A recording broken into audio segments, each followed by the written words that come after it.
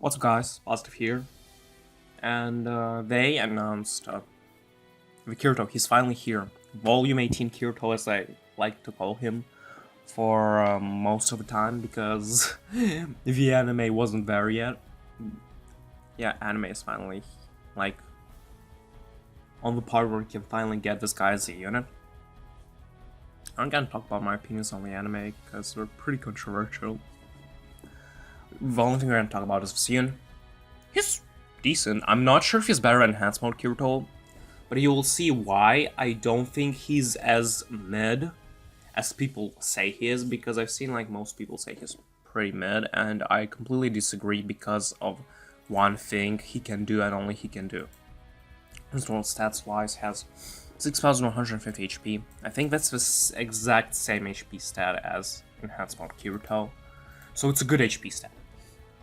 MP 2243, pretty good MP stat, especially have to consider this guy does not have double consumption because he's not an enhanced mode unit, which makes this MP stat actually really good because it's gonna be easily enough for a whole ranking event, and probably you will have it for a good amount of Cathedral Assault.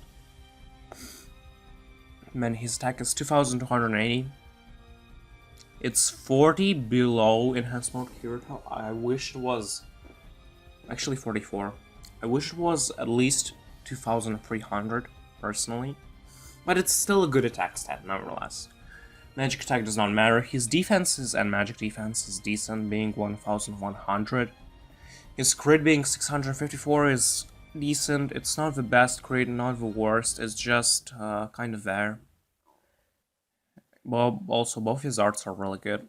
His speed is 304, which is slow. It's like starter Kirito speed. So yeah, that's like, in my opinion, his biggest problem is his speed stat, not in his kit. And besides the new effect, his kit is not as good as Enhanced Mode Kirito, in my opinion, because Enhanced Mode Kirito just has such a diverse kit, an insanely good kit, because in Enhanced Mode, his Assault has basically a 25% break, maybe a little bit less, but because of the Enhanced Mode buffs, he breaks really well with his Assault. His Charge also has continuous damage, just like this guy. His Incarnate was able to give physical resistance to enemies. So let's take a look at his skills now. His charge skill is a slash attack strong on a single enemy, inflicting dark continuous damage for 3 turns. Again, solid charge skill, not the best, because in my opinion the best charge skill is the one that lowers physical resolution, but this is still a good charge skill. His assault is a slash attack extra strong on a single enemy, and deals added damage for his damage, and then his field assault is a slash attack strong on a single enemy or recollection field dark +1. And his Incarnate is release recollection, which is a slash attack on a single enemy, and special recollection field dark +3. So what is the recollection field? We'll go after I want to talk about one more thing first. Now this slash attack strong on a 3rd skill, which I think, I don't remember if it on Sinon and Suguha it specifically said short time after using the skill, but if it didn't, or on Iskon, but if it didn't, this man has a chance to get additional turn with his 3rd skill. But if it did, then it is what it is, was basically just to increase his recollection field. So let's take a look at this thing. So what is recollection field? It applies to your whole party, as you can see, and it allows you to basically do more damage with that specific element. So for example, here it's dark, so it's dark recollection. So it's 1st stage is just +1%, which doesn't really matter. On 2nd stage, 3%, again, not that big of an increase. 1st stage is 5%, already noticeable, but not incredible. And 4th stage is 10%.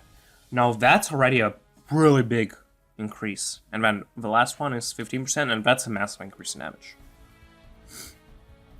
So right now, in the game, Dark is the most damaging team in the game.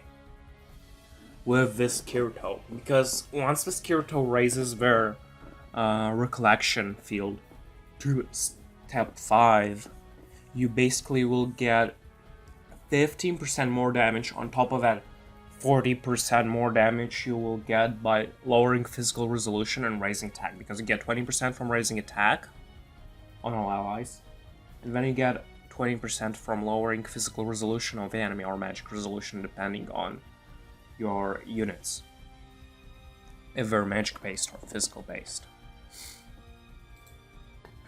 Also, if I remember correctly, enhanced mode Kirito, enhanced mode Kirito was added to the general pool, so you have a chance of getting spooked by him now. And as I already said, he's an insanely good unit. I have him, I showcased him on my channel, you can watch it if you want. Step ups are the usual, feature units are bad. Bad. Well, she's not bad, she's just kind of really slow, that's her problem. Like, Yuna's only real problem is that she's slow as fuck. And she doesn't really do anything to compensate for her speed. Adis is just okay, this one. You will be way better pulling off version 1. Is version 1 actually featured? Nope. Nope. She's not. Like, I'd rather have, honestly, here OG Kirito and version 1 Adis instead of these two. I'm be honest. Featured OS Asuna. She's still good, mainly because of how fast she is, and she can also lower physical resolution on her assault, which is really good. Lisbeth is okay. She's good because she's can do this. And I already told you how good this is. But she's specific in terms of you need a mace, an actual mace for her. So you'll need to summon also for that. And there isn't currently any banner with a featured mace right now.